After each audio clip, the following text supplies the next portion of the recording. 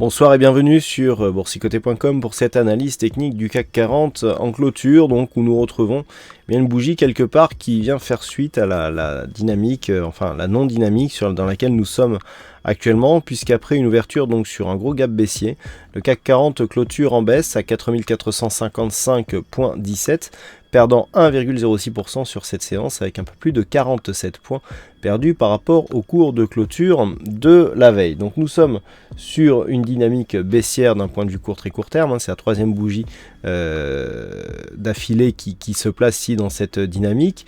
On ouvre ici un gap baissier qui n'est pas du tout comblé, il n'y a aucune tentative puisque les cours ici ouvrent sur le plus haut de la séance. Et on vient chercher ici cette zone de point bas, de support, qui définit la zone de range que je vous indique depuis maintenant quelques jours, voire quelques semaines, où nous avons à chaque fois que nous arrivons aussi sur cette zone des 4520, des points hauts qui valident des retours sur la zone des 4459 points, et des points bas qui arrivent ici sur cette zone de 4377 qui en général provoquent des rebonds assez forts. Donc en général, en tout cas ça a été le cas sur les deux précédents tests, suite à ces bougies, eh bien, on est revenu sur la zone des 4459. Maintenant nous allons voir si dans ce cas là eh bien, nous avons une poursuite des occurrences qui vont en ce sens.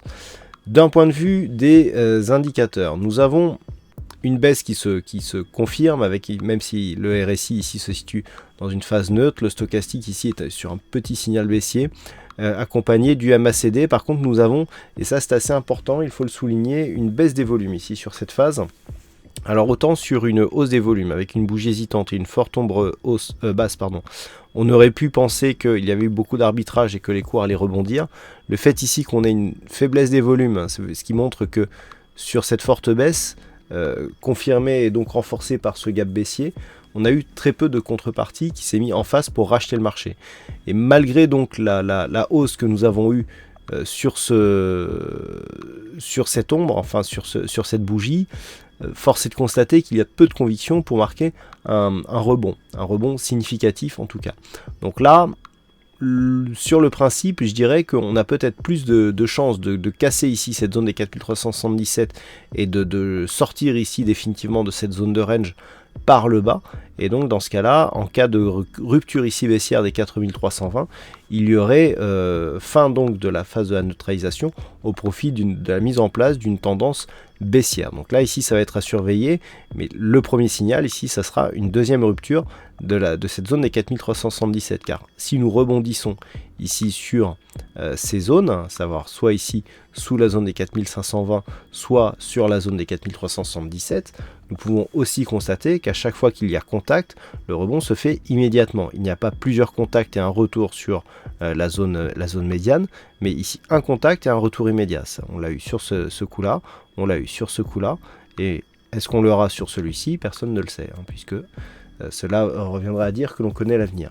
Donc, par contre, ce que l'on sait, c'est qu'en cas de retour une deuxième fois sur cette zone et de rupture de cette zone, là, il y aura un vrai signal baissier, renforcé ici par ce gap, qui pourra nous ramener ici sur la zone des 4320. Voilà donc ce que l'on peut dire sur cette analyse technique. Donc, les zones à surveiller pour demain. 4377, c'est vraiment la zone la plus importante. En cas de rupture, on surveillera un retour sur 4320-21.